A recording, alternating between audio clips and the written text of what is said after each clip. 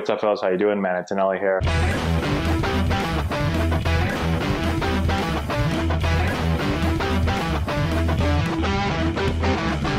Hey, what's going on, guys? How we doing? Matt Antonelli here. Today we're looking at a hands routine done by the Phillies, and then we're going to talk about our hands routine that we do with our Antonelli baseball players before every defensive practice. I think it's really, really important to be able to build certain mechanics into your fielding that will then help you once you get into the game. So we're going to talk about just general hands routines first, and then we'll look at this specific routine in a second. My big thing for a general hands routine is that when you're rolling a ball before games, so this is typically going to happen either at the big league level, it happens before games. At a lower level, it's going to happen typically before practices or the beginning of practice. It's not challenging, right? So this is not where we're challenging the fielders very much, but what we are doing is we're building in the mechanics that we want the player to be able to use in the game. And so we're able to break it down and really focus on certain things.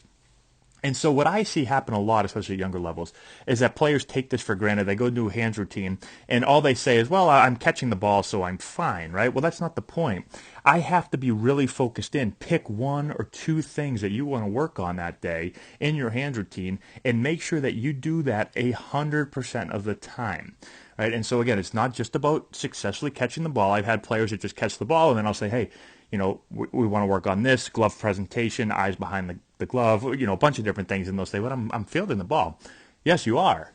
It's being rolled to you. We need to be able to do it every single time when the ball's rolled to you.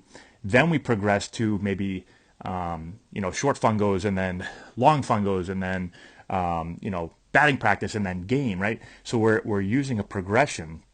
You've got to be able to do it in this setting before you can take it to the next setting. And again, it's not just about fielding the ball in this setting. And the game is about fielding the ball. But in this setting, it's about doing things the right way. And so make sure you have those certain things that you're working on, okay?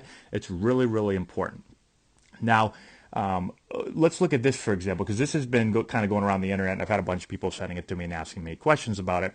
And you'll see, there's a lot of major league infielders. This is the type of stuff they're going to do before they get into batting practice, where they're going to field live ground balls, or they're going to have a coach fungo the ball to them. They're going to do this type of thing. So this happens at the highest level, right?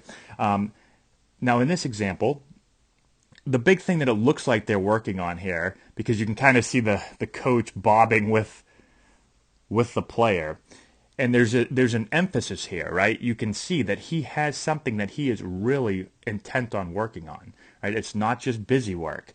And so for me, what it looks like here is that he's working on getting his eyes behind the glove. So we talk a lot about how, good infielders play low. They get their eyes close to the ball. The closer I can get my eyes to the ball, the more I can see the ball go in the glove, the more it's going to go in the glove, right? And so you can see this emphasis on eyes behind the glove, eyes close to the ball. And so for me, these are really good quality reps. Now, there's some other things going on here that maybe I would coach a little bit differently.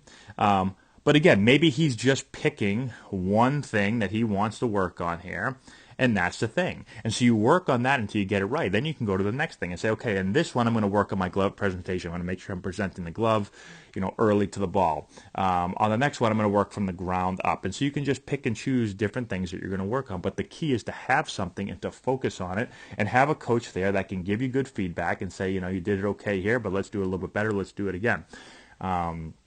And so it's really important. But when I saw this video, I like it because, again, it's a player at a really high level, and they are working on the small details. He's very focused on this, right? And so make sure, if you're a player, make sure when you're going through this that you're doing that.